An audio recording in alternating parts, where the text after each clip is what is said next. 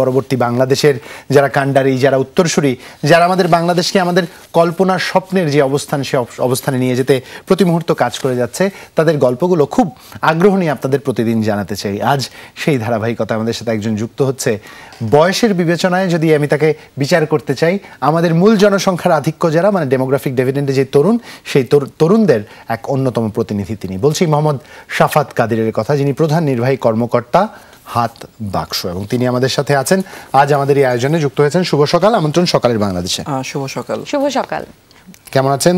আলহামদুলিল্লাহ, আপনারা ভালো আছেন আশা করি। একদম চমৎকার। শাফাত, একটা অভিযোগ আছে, অভিযোগ হচ্ছে এরকম, আমাদের তরুণদের প্রতি অভিযোগ আছে, তারা নাকি খুব লেট রাইজার, মানে দিনটা অনেক পরে শুরু করেন, অনেক রাত জেগে কাজ করেন। আপনার ক্ষেত্রেও কি তাই? দিন অনেক পরে শুরু হয় না সকাল সকাল? আমার দিনটা আসলে আমি খুব সকালেই শুরু করার চেষ্টা করি। কটার দিকে শুরু হয়? আমার শুরু করার চেষ্টা করি 7টা থেকে 7:30-র ভিতরে। আচ্ছা, কি কি হয় দিনের শুরু? দিনের শুরুতে হচ্ছে আমি খুব স্পেসিফিক আর কি একটা মর্নিং রিচুয়াল একটু ফলো করার চেষ্টা করি। যদি এটা রুটে যাই, ব্যবসা যখন শুরু করি তো তখন হচ্ছে আমার আসলে খুব ডিফিকাল্টিস হচ্ছিল, ব্যবসার আসলে কোনো ধার বুঝতে পারছিলাম না। তো পরবর্তীতে একটা বই পড়ি, ওই বইটা ছিল সম্ভবত মিরাকেল মর্নিং, হেলাল রোডের বই আর কি। So that was the book which actually inspired me, যে আসলে জীবনে কিছু পরিবর্তন আনতে হলে নিজের মধ্য থেকে পরিবর্তন আনতে হবে। সো এরপর থেকে ওইখানে একটা মিরাকেল মর্নিংয়ের সূত্র ছিল যে সকালে উঠে মেডিটেশন, বই পড়া, কিছুক্ষণ জার্নালিং করা এবং সেই সাথে শরীরচর্চা, এই জিনিসগুলো আসলে প্র্যাকটিস করে আসছি। এবং মিরাকেলি ওই জিনিসটা কন্টিনিউ করার 3 থেকে 6 মাসের মধ্যে আসলে আমার যেটা মনে হয় যে আমার বিজনেসটাও ভালো হওয়া শুরু করে, এবং আসলে এরপর থেকে আমি জিনিসটা কন্টিনিউ করে আসতেছি। দারুণ।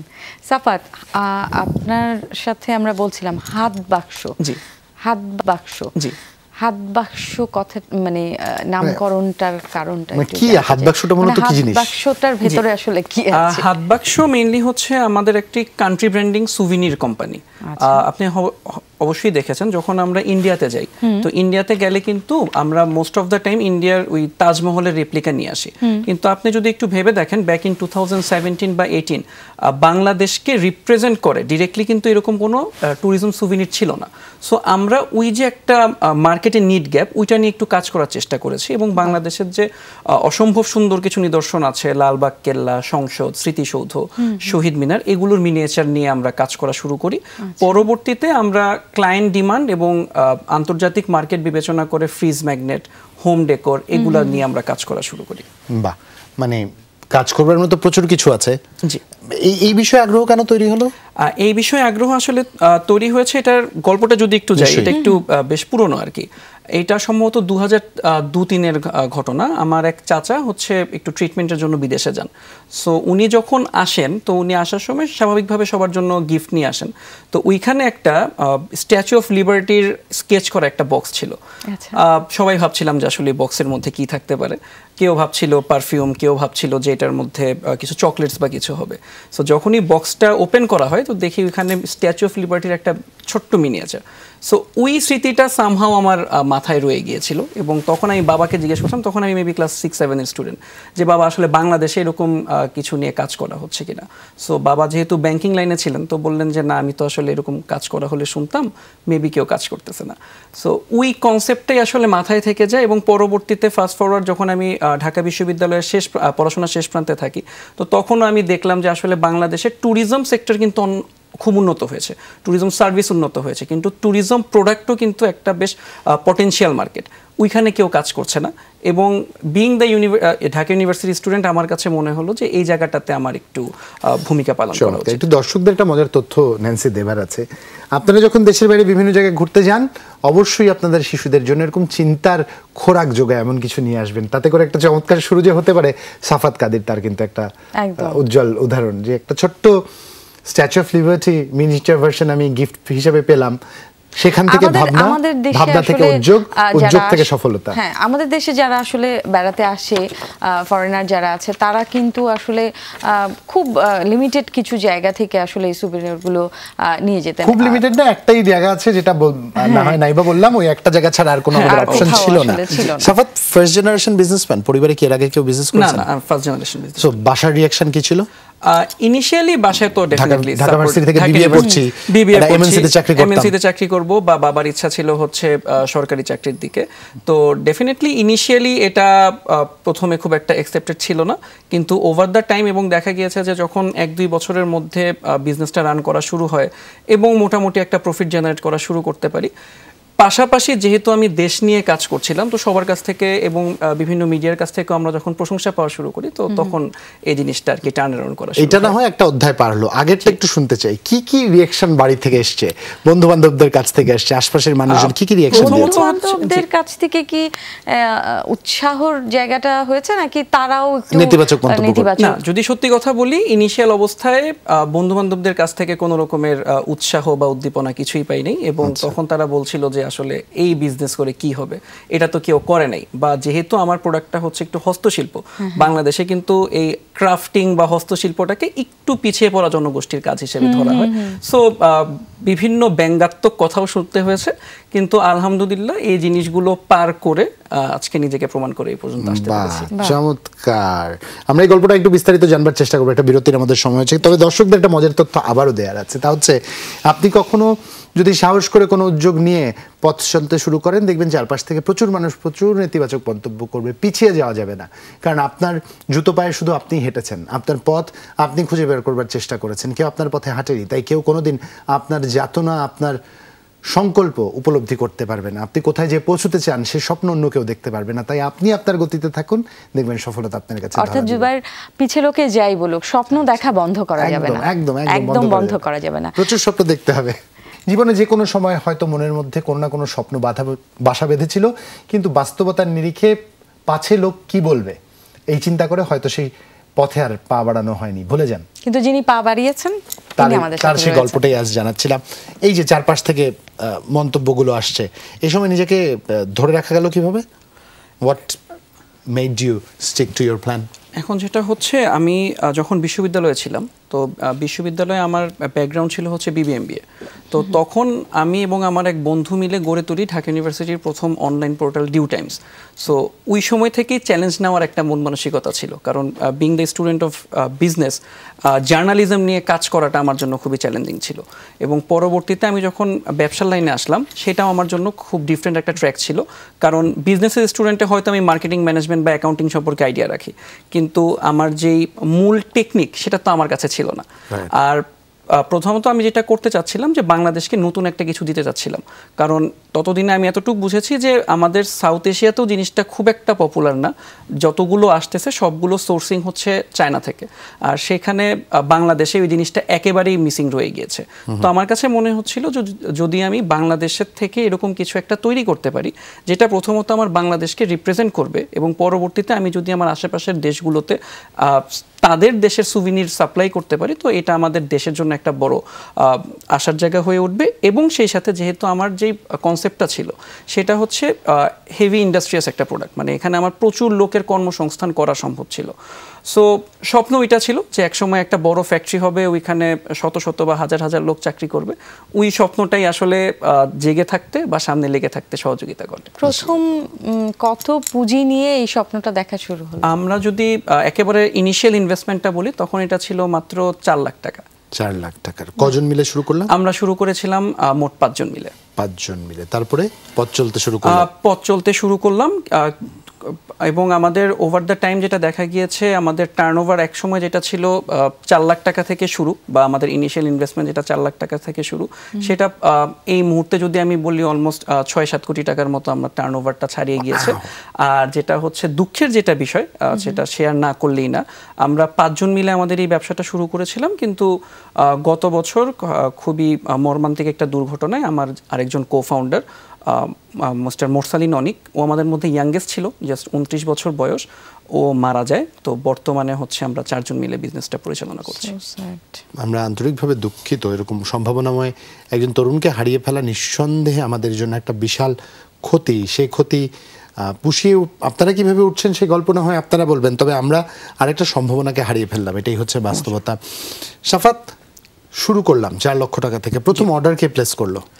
আমরা প্রথমত যেটা চেষ্টা করেছিলাম, আমরা কাহিনীটা একটু কঠিনই ছিল আর কি প্রথমে, কারণ প্রথমত আমরা কি প্রোডাক্ট বানাতে চাই সেটা জানি, কিন্তু আমাদের আসলে টেকনিক্যাল নো হাউ থেকে প্রথম অর্ডার কে প্লেস করলো? আমরা প্রথমত যেটা চেষ্টা করেছিলাম, আমরা কাহিনীটা একটু কঠিনই ছিল আর কি প্রথমে, কারণ প্রথমত আমরা কি প্রোডাক্ট বানাতে চাই সেটা জানি, কিন্তু আমাদের আসলে টেকনিক্যাল নো হাউটা ওইভাবে ছিল না। আর প্রথম প্রোডাক্ট কি হবে সেটা নিয়েও একটা প্রশ্ন ছিল। ছোটবেলা থেকেই আমি এখনো আসলে জানি না কারণটা কি, আমার আহসান মঞ্জিলের প্রতি খুব একটা ফ্যাসিনেশন ছিল। সো আমি যেহেতু ছোটবেলা থেকে আহসান মঞ্জিল পছন্দ করি, সো আমরা টার্গেট করি যে আহসান মঞ্জিলের রেপ্লিকা বানাবো। প্রথম যেটা টার্গেট আসে বা প্রথম যেটা চ্যালেঞ্জ আসে সেটা হচ্ছে আহসান মঞ্জিলের তো আমরা আশেপাশের সাইডটা দেখি, কিন্তু আমরা চাচ্ছিলাম হচ্ছে কমপ্লিট 3D মিনিয়েচার বানাতে। সো উপরের পার্টটা আহসান মঞ্জিলের কেমন সেটা কিন্তু আমরা কেউ দেখি নাই। প্রথম চ্যালেঞ্জটা ওইখানে আসে। তো আশেপাশে যে হাই রাইজিং বিল্ডিংগুলো আছে সেখানে হচ্ছে তাদের মালিকদেরকে ধরে ছাদে উঠে আহসান মঞ্জিলের ছবি তোলা হয়। সো আমরা তখন প্রথমবার জানতে পারি যে আহসান মঞ্জিলের উপরে দুইটা সিঁড়ি ঘরের মতো আছে, যে দুইটা আসলে নিচের থেকে কমপ্লিটলি ভিজিবল না। সো ওই রকম আসলে আমরা টপ নচ পারফেকশন নিয়েই আমরা কাজ করা শুরু করি এবং প্রথম প্রোডাক্টটা আমরা রেডি করতে পারি। প্রথম প্রোডাক্টের পরে আমরা আসলে দ্বিতীয় চ্যালেঞ্জের সম্মুখীন হই, সেটা হচ্ছে র ম্যাটেরিয়াল। প্রথমে আমরা চিন্তা করি যে এটা হয়তো ক্লে দিয়ে হবে বা প্লাস্টার অফ প্যারিস দিয়ে হবে, কিন্তু দুইটা প্রোডাক্টই কিছুটা ভঙ্গুর। স্পেশালি প্লাস্টার অফ প্যারিস দেখতে যতটাই সুন্দর হোক না কেন, এটা মজবুত না। ইভেন এটা যদি একটু জোরে ঘষাও খায় এক পাশ ড্যামেজ হয়ে যাবে। সো পরবর্তীতে খোঁজ করা হয় যে আসলে ইন্টারন্যাশনালি এই প্রোডাক্টগুলো কিভাবে বানানো হচ্ছে। তো তখন আমরা জানতে পারি যে মার্বেল স্টোন ডাস্ট নামে একটা বাই প্রোডাক্ট হয় স্যানিটারি ইন্ডাস্ট্রির, ওইটা থেকে ইন্টারন্যাশনালি মিনিয়েচার বা ফ্রিজ ম্যাগনেটগুলো বানানো হয়। আর ফাইনালি আমরা যে আসলে চ্যালেঞ্জটা ফেস করি সেটা হচ্ছে গিয়ে আমাদের একটা নলেজ গ্যাপ ছিল।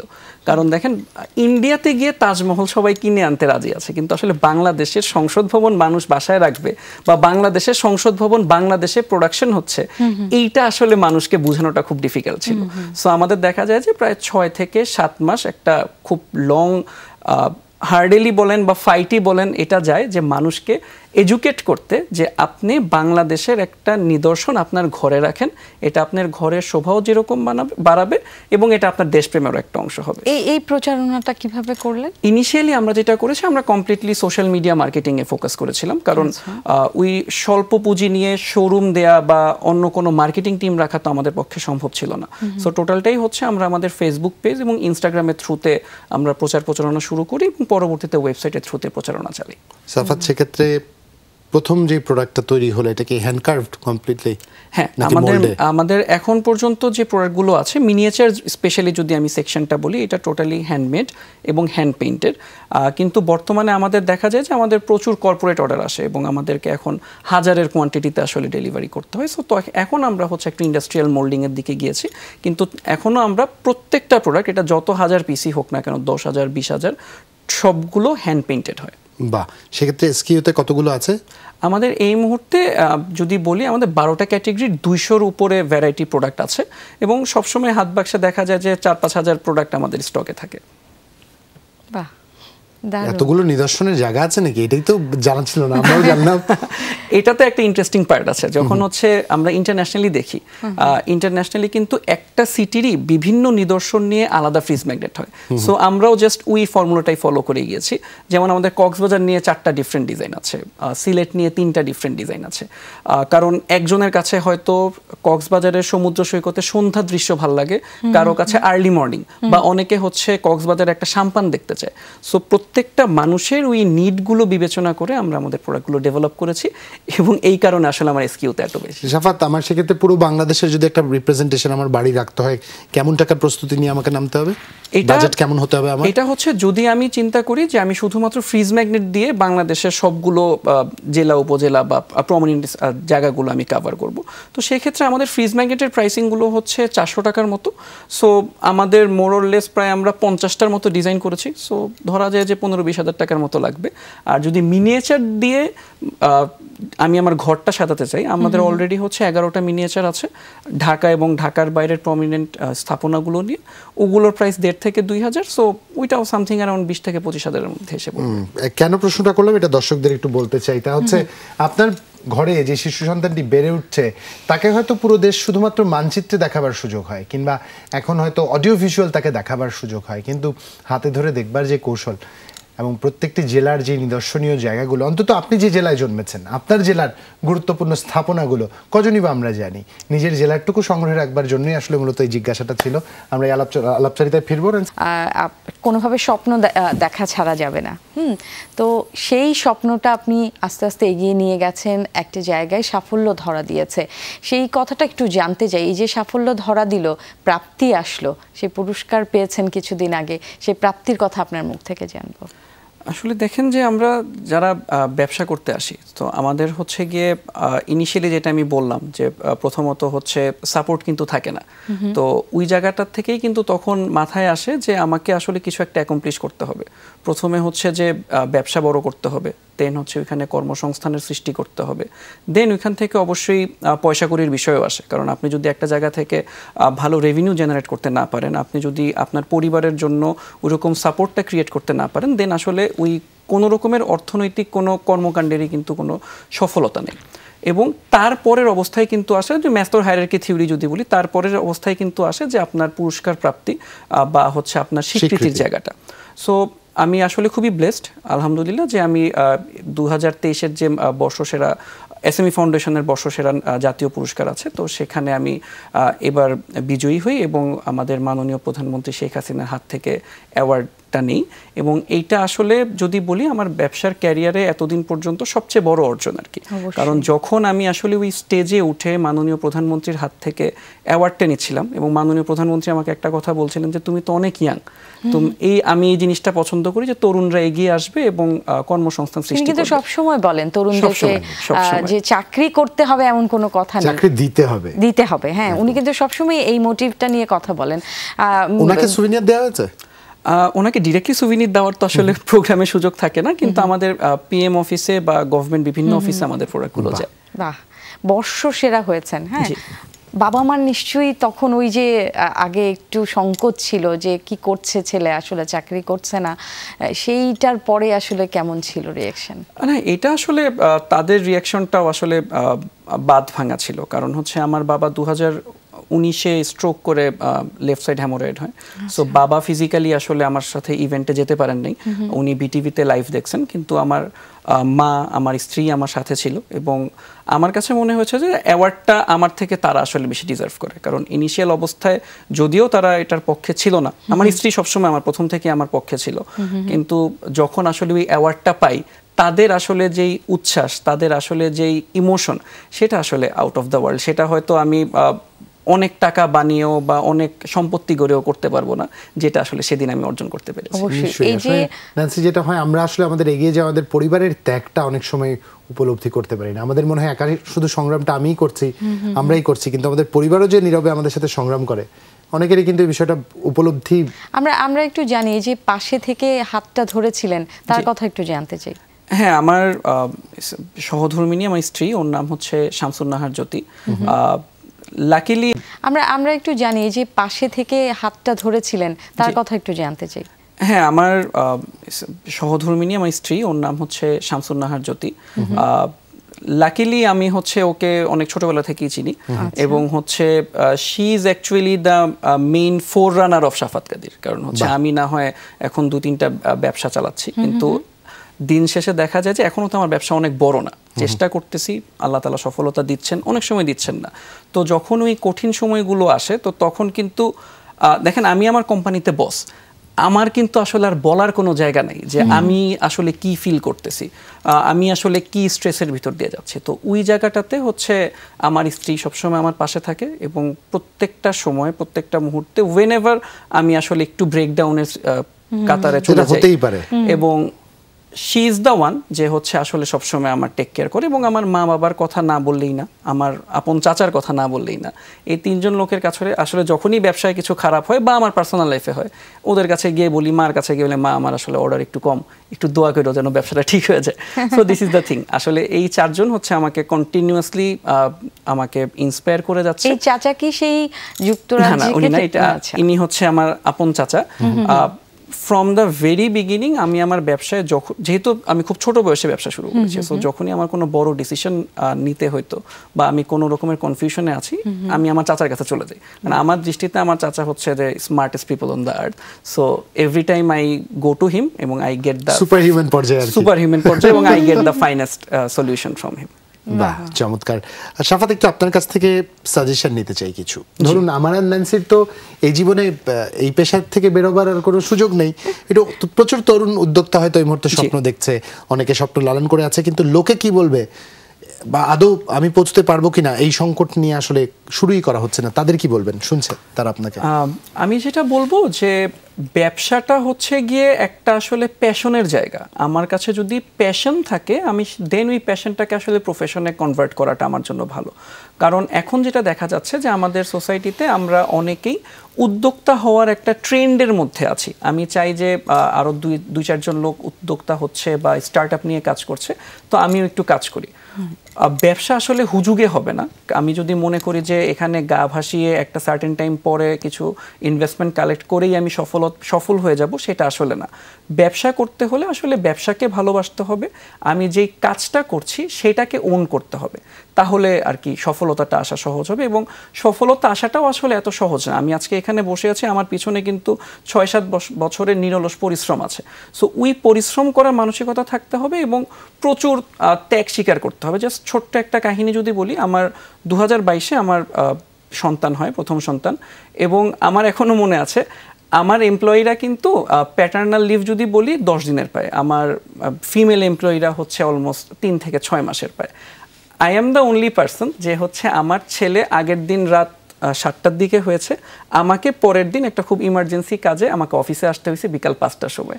So being the father for the first time আমার কাছে আসলে সেলিব্রেশনের থেকে আমার ব্যবসাটাই ওই সময় প্রাধান্য দিতে হয়েছে। সো এরকম যদি মন মানসিকতা রাখা যায় এবং ত্যাগ স্বীকার করার একটা টেন্ডেন্সি রাখা যায়, দেন সফলতা অবশ্যই আসবে। শাফাত, অসংখ্য ধন্যবাদ। গুরুত্বপূর্ণ বেশ কিছু তথ্য পেলাম এবং আপনার জন্য শুভকামনা, আপনার মাধ্যমে আপনার পুরো টিমের জন্য, হাত বাক্সর জন্য এবং পরিবারের ওই 4 জনের জন্য প্রচুর প্রচুর প্রচুর প্রচুর শুভকামনা। সবার পরিবারে এরকম মানুষ থাকা চাই, একদম, তাতে করে সবাই একটু সাহস করে অন্তত একটা পথ চলতে পারবে, এগিয়ে যেতে পারবে, স্বপ্ন দেখাটা বন্ধ করবে না।